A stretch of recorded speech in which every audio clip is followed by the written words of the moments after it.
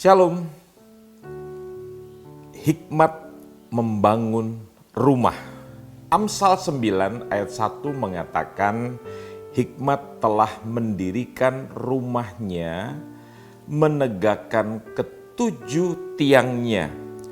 Membangun kehidupan manusia seringkali dianalogikan dengan membangun rumah. Jadi rumah kehidupan saya, rumah kehidupan Anda itu harus dibangun.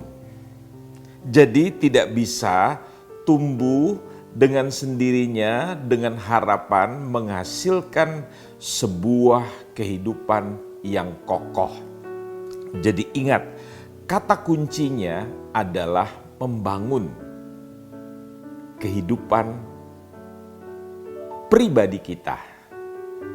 Hal pertama di dalam membangun rumah adalah meletakkan fondasi atau dasar yang benar. Alkitab mengatakan di dalam Matius 7:24 sampai dengan 25, setiap orang yang mendengar perkataanku dan melakukannya, ia sama seperti orang yang bijaksana, yang mendirikan rumahnya di atas batu, sebuah landasan, sebuah dasar yang sangat kokoh. Kemudian turunlah hujan dan datanglah banjir, lalu angin melanda rumah itu, tetapi rumah itu tidak roboh sebab didirikan di atas batu, di atas sebuah dasar yang kokoh. Jadi hal pertama yang saudara mesti perhatikan, bagaimana saudara membangun kehidupan saudara. Apakah mempunyai sebuah dasar yang kokoh? Dan dasar yang kokoh itu dibangun kalau saudara dan saya mendengar firman Tuhan serta melakukan firman Tuhan yang kita telah dengarkan. Membangun kehidupan saudara bukan dengan cara seperti yang dilakukan oleh orang-orang yang tidak mengenal Tuhan.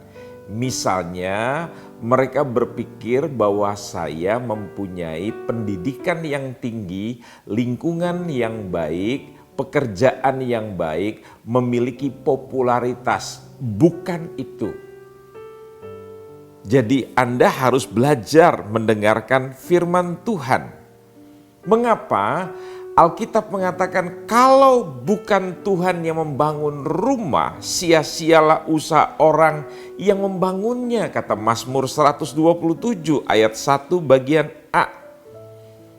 Mengapa kita perlu melandasi kehidupan kita dengan Tuhan? Karena Alkitab mengatakan lalu datanglah hujan, banjir, angin melanda menghantam rumah kehidupan itu. Tanpa kita mengundangnya dan kita tidak tahu badai, kesusahan, pencobaan bisa datang setiap saat.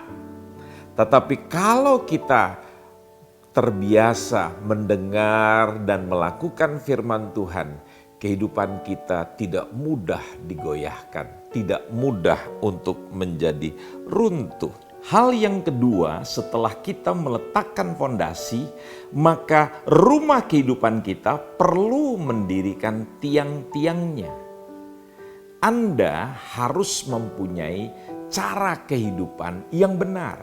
Kata Yakobus 3 ayat 17 dan 18, ayat 17, tetapi hikmat yang dari atas adalah pertama-tama murni.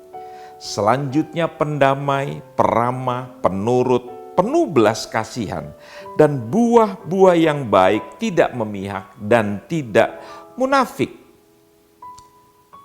Tiang yang perlu saudara miliki yang pertama adalah hidup dengan baik, hidup dengan cara yang benar. kalau hidup tidak baik, maka saya dan saudara akan sakit.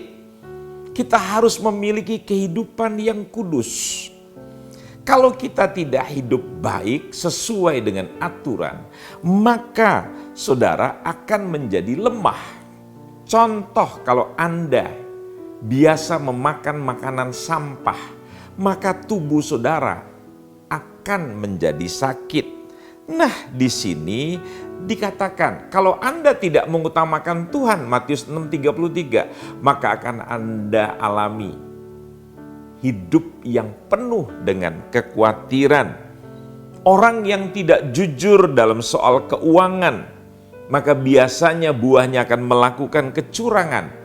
Ingat, apa yang Anda tabur, itulah yang Anda tuai. Bagian daripada tiang ini yang pertama, hidup dengan baik, saya ingin menerjemahkan saudara mesti hidup membangun di atas dasar iman yang paling suci.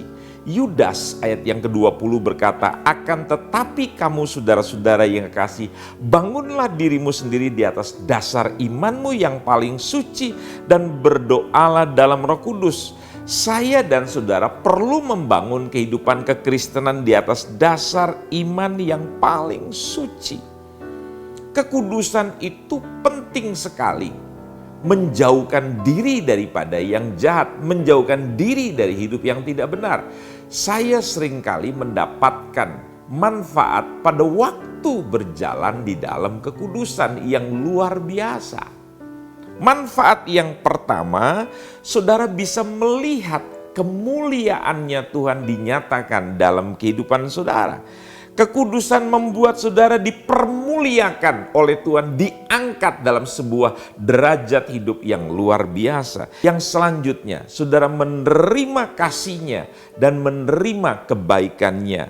Selanjutnya, kesucian, kekudusan memperkenankan kita menerima pakaian putih sebagai penghargaan Allah dan tanda kemenangan yang Dia berikan kepada kita. Pakaian putih. Anda disalut dengan kebenaran Allah yang luar biasa. Kesucian membawa kita merasakan kehadiran Tuhan selalu berjalan dengan kita. Kesucian membawa nama kita tercatat dalam buku kehidupan seperti yang dikatakan dalam kitab Wahyu. Jangan bermain-main dengan kekudusan. Dan selanjutnya, kekudusan membuat nama saya, nama saudara diakui oleh Allah dan para malaikatnya. Kekudusan membuat kita hidup terbuka, telanjang di mata Allah. Kita tidak dipermalukan. Kesucian membuat kita layak naik ke gunungnya Tuhan, berdiri di hadiratnya. Dan kesucian adalah jalan menuju kehidupan yang produktif dan berhasil. Inilah hidup perlu dibangun dengan dasar dan tiang yang namanya hidup dengan baik. Selamat menjalankan kehidupan yang luar biasa, dan kita akan lanjut pada waktu yang akan datang dengan tiang-tiang selanjutnya. Amin.